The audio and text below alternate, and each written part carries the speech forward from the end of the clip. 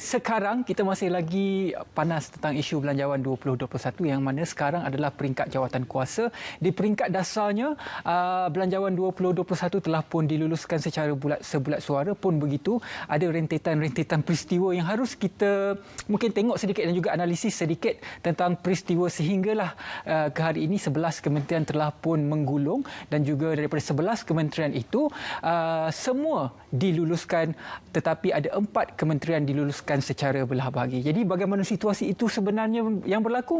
Bersama dengan saya, tidak asing lagi, Dr. Nor Nirwandi Mak Nordin, Pensyarah Kanan Pusat Pengajian Perang Saraf Media dan Informasi UiTM. Sekali lagi Selamat Pagi Malaysia. Selamat pagi. Terima kasih. Selamat pagi. Jadi rentetan yang saya ceritakan sebentar tadi.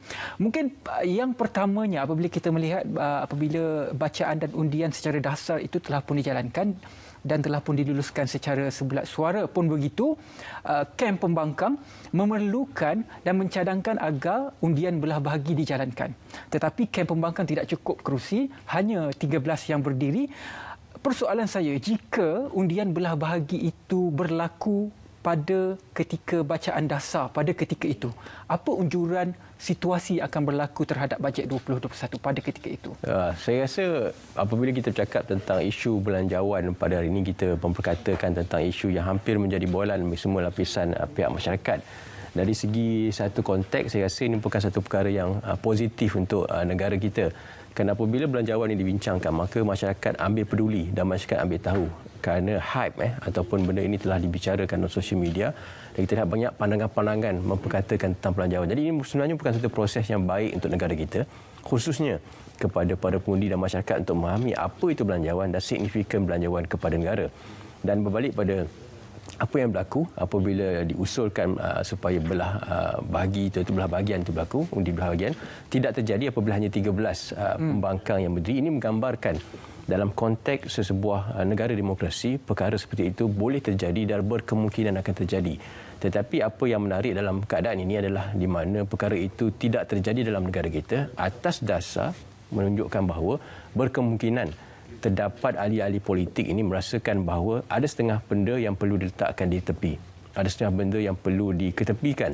Bukan hanya terus bermain politik sehingga ke peringkat-peringkat yang lebih besar seperti isu belanjawan. Dan kita bernasib baik kerana terdapat juga di kalangan ahli-ahli politik blok pembangkang, khususnya seperti apa yang dikatakan oleh Ketua Blok Pembangkang itu sendiri, Datuk Seri Anwar Ibrahim, mengatakan bahawa ini adalah masanya untuk melihat bagaimana untuk memfokuskan tentang perincian belanjawan itu, bukan untuk menjawab secara total. Dan ini bukan satu perkembangan yang sihat bagi saya dalam politik negara, dalam keadaan rakyat mula mempertikaikan apakah sebenarnya peranan ahli politik dalam negara.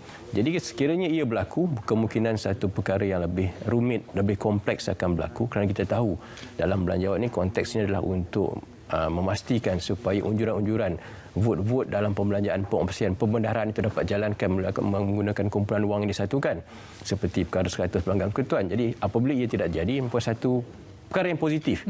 Tetapi apakah selepas ini bukan satu perkara yang boleh terus dilihat oleh rakyat, kerana rakyat harus partisipasi dalam isu ini. Walaupun ini adalah isu ahli politik, walaupun ini adalah isu yang memberikan kepentingan kepada politik-politik, parti politik tertentu, tapi rakyat disarankan, dan saya menyuruh kepada rakyat Malaysia khususnya untuk memerhatikan bagaimana perjalanan belanjawan ini untuk kita mengenal pasti apakah sebenarnya peranan ahli politik, belanjawan dan juga tentang hala tuju negara pada masa akan datang. Daripada titik kelulusan secara dasar itu berlaku, kita rewind sikit ke belakang apabila pihak pembangkang banyak bermain ketika isu perbahasan. Kelihatan blok pembangkang banyak sebenarnya menolak bajet 2021. Itu merupakan satu kebimbangan kerana apabila berlakunya penolakan terhadap bajet 2021 ini, dikatakan kerajaan seolah-olah kem pembangkang terdesak untuk sebenarnya mengambil kuasa terhadap kerajaan. Bagaimana? Saya rasa dalam kita membicarakan isu tentang politik, politik adalah satu di mana ruang opportunity itu akan berlaku. Dan sebagai pembangkang, sudah tentu pembangkang akan cuba mencari ruang untuk mencari jalan bagaimana untuk melemahkan pentadbiran kerajaan. Tetapi dalam isu pandemik COVID-19, saya sering berkata tentang isu ini. Apabila kita cakap tentang pandemik COVID-19, keselamatan ekonomi, keselamatan politik dan keselamatan kesihatan, maka kompromi ini perlu ada. Di mana apa saja bentuk demokrasi harus dijadikan demokrasi matang. di mana apa saja yang dilakukan pembangkang harus ada titik notahnya. Dan ini dah dilihat apabila hanya 13 pembangkang yang berdiri. Di sini dilihat titik notah di mana pembangkang mulai sedar atau pembangkang harus mulai bertanggungjawab untuk memastikan secara dasarnya diluluskan dan ia dibahaskan di peringkat jawatankuasa. Dan ini menunjukkan satu proses demokrasi yang matang di antara pembangkang dan kerajaan. Kerana apabila pembangkang terus menolak dasar kerajaan secara total, maka dalam keadaan pandemik COVID-19 ini mereka akan menerima kesan yang lebih besar daripada kerajaan atau government already. Kerana fungsi pembangkang adalah untuk memastikan neutralisasi itu berlaku dan bukan untuk mengambil alih atau perolehan kuasa dalam konteks keadaan kritikal pada masa kini. Jadi saya rasa ini menunjukkan berlaku satu persefahaman walaupun terdapat di kalangan ahli-ahli pembangkang yang bertindak lebih ekstrim, lebih jauh ke hadapan, yang bagi saya lebih tidak menepati fungsi mereka sebagai pembangkang dan ahli parlimen itu sendiri. Maksudnya tindakan pihak pembangkang boleh dikatakan sebagai matang di peringkat dasar, tetapi mereka juga katakan ini belum berakhir kerana di peringkat jawatankuasa masih lagi perlu akan ada undi, dan sehingga pada hari ini telah pun 11 kementerian telah pun menggulung dan 11 kementerian itu diluluskan secara sebulat suara, tetapi 4 kementerian termasuk Kementerian Keuangan ada undi belah bahagi. Jadi dalam keadaan ini, walaupun diluluskan, kita lihat memang diluluskan, tetapi apakah kesan undi belah bahagi ini terhadap belanjawan sesuatu kementerian itu? Saya rasa perkara yang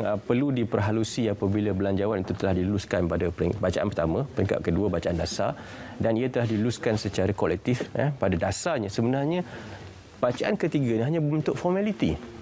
Jadi apabila jawatankuasa ditubuhkan untuk memperincikan belanjawan mengikut kita panggil sebagai vote-vote pembelanjaan. Kerana dalam kod perekonomian negara kita lihat belanjawan ini dibahagikan pada 3 komponen lebih kurang pembelanjaan negara. Kita ada vote tanggungan, vote belanja atau vote belanjawan dan vote pembangunan. Jadi yang memerlukan kelulusan parlimen selalunya B dengan P. Jadi ini merupakan bagaimana kos pemberian operasi dalam belanja takbir operasi, gaji dan sebagainya, dan pembangunan itu dapat dijadikan sebagai tawaran voucher untuk dibelanjakan oleh kerajaan kementerian-kementerian tertentu. Jadi perincian dalam peringkat jawatankuasa ini satu peringkat proses dinamisme yang perlu berlaku. Kerana di sinilah akan berlaku satu pengujuran di mana perlu ditambah, di mana perlu ditolak, di mana perlu dilakukan sesuatu. Tetapi undi belah bagi itu juga harus dikawal supaya ia tidak melebihi pada konteks yang dilihat boleh memastikan satu proses hingga mengganggu aspirasi bajet itu sendiri. Dan setakat ini 11 telah diluluskan dan peringkat jawatankuasa walaupun undi belah bagi, tetapi ia tidak berjaya untuk memastikan supaya belanjawan itu ditolak. Kerana pada dasarnya saya rasakan belanjawan itu tidak boleh ditolak pada peringkat jawatankuasa. Kerana apa yang boleh dilakukan dalam belanjawan itu hanyalah menambah baik belanjawan-belanjawan tersebut. Dan ini disensasikan dengan apa yang dibincang dalam social media. Dan sudah tentu ramai yang ingin melihat apa yang akan terjadi pada hari Isnin hingga 7 hari bulan hingga ke 15 hari bulan, di mana kita akan lihat hari Khamis tidak silap saya di bawah Kementerian Multimedia, Komunikasi dan Multimedia, ada juga sikit perdebatan tentang unjuran belanjawan di situ. Tapi pada dasarnya saya rasa ini adalah satu proses demokrasi, tetapi ia perlu ada titik notahnya.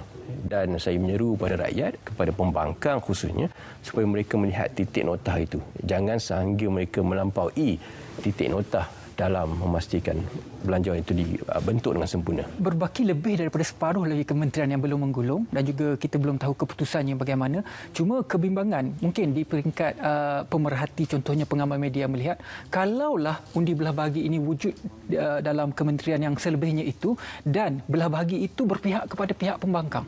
Dalam isu belanjawan dan juga bajet yang diperuntukkan kepada kementerian, apa kesannya? Dia seterusnya akan dibentukkan satu jawatankuasa spesifik untuk melihat apakah perkara yang tidak menjadi satu persoalan yang timbul. Maka jawatankuasa secara spesifik ini akan menilai keadaan-keadaan yang tertentu. Dan setakat ini saya rasa hampir semua yang diluluskan telah diperincikan dan telah didebatkan, telah dibincangkan secara mendalam. Jadi tidak timbul isu sebenarnya. Kerana apabila undi belah bagi ini hendak dikemukakan hingga melebihi pada konteks 15 orang sehingga membuatkan belanjawan itu perlu melalui satu proses yang tentu. Kerana pada masa ini ia hanya berbentuk jawatankuasa dalam kementerian-kementerian tertentu untuk membincangkan bahagian B dan bahagian P, kerana bahagian T tidak terlalu pada kelulusan dalam atau pembekalan. Jadi bahagian belanja takbir operasi pengurusan dan pembangunan ini harus dibincangkan. Jadi ini merupakan setiap kementerian itu ada kod Kalau hari Khamis ni mungkin bermula pada B23, last sekali adalah Kementerian Pendidikan dan Kementerian Pendidikan Tinggi. Saya ingat BP63 tidak silap saya. Jadi vote-vote ini adalah harus diperhaluskan. Jadi belah bahagi pada jawatan kuasa ni sebenarnya adalah satu proses untuk menunjukkan rasa tidak puas hati terhadap satu konteks, tetapi sebenarnya ia harus dilihat secara kolektif oleh pembangkang khususnya, supaya mereka hanya memfokus kepada vote-vote ataupun bahagian P dan P yang tertentu dan bukan kepada bajet kementerian. Maksudnya dia tidak akan mempengaruhi keseluruhan dasar. Dia tidak akan menuliskan dasar. Hanya kalau kita lihat banyak perkara-perkara yang akan dibincangkan khususnya tentang jasa yang menjadi satu isu dan sudah tentu hari Khamis ini akan dinanti-nantikan oleh pihak media, pengamal media dan rakyat. Apakah kesudahan tentang jasa? Tapi ia dikatakan di JKOM. Sebenarnya kalau mengikut pengamal media atau mengikut pengalaman, apa yang boleh dilakukan dalam konteks ini khususnya adalah untuk memperkembangkan fungsi jasa atau JKOM adalah elemen perang saraf untuk menaikkan satu keseimbangan ataupun paduan bangsa dan negara. Jadi tidak timbul isu sebenarnya bajet atau itu akan disalahgunakan, disalahartikan. Cuma penggunaan bajet itu boleh diperluaskan konteks, dan inilah fungsi pembangkang semuanya sebenarnya dalam demokrasi matang negara kita. Dan sekiranya terbukti mereka melangkaui notah titik-titik notah tersebut, sebagai rakyat kita harus protes walaupun mereka ada parlimen kita sendiri. Sebagai rakyat kita harus mengeluarkan bantahan dalam media sosial, kita harus rally bersama dengan struktur yang sedia ada, kerana ia bukan satu tanggungjawab mereka untuk memperhalusi bajet itu dan mengamalkan demokrasi yang dinamisme dalam konteks ini. Antara isu terhadap bajet 2021 ini yang saya rasa panas di kalangan masyarakat adalah isu KWSP. Jadi masyarakat tidak dapat melihat apabila sesuatu pelaksanaan dijalankan itu, mereka akan pandang mesti akan ada kelemahan. Bagaimana kita nak didik rakyat bahawa apa sahaja yang kita unjurkan kepada masyarakat ini merupakan satu orang kata usaha untuk memenuhi kehendak dan juga keperluan masyarakat. Satu saran saya sebagai mungkin penutup pada perbincangan pada ini adalah untuk mengatakan bahawa dalam konteks apa yang perlu dikatakan, kerajaan bertanggungjawab memastikan kecarian tunai rakyat pada tahap maksimum dan mengadakan satu sistem kewangan untuk membantu rakyat menghadapi perkara ini. Saya merakamkan penghargaan terima kasih. Saya lihat bagaimana khususnya di BKL, mereka membenarkan peniaga berniaga di tepi jalan dengan satu proses yang mudah. Itu membantu kecarian tunai. Dan seharusnya KWSP dengan perdebatan yang dikeluarkan oleh Semi Sijal, dengan pihak-pihak yang membincangkan, mereka juga harus memudahkan proses kecairan tunai itu pada masyarakat dan sistem sokongan.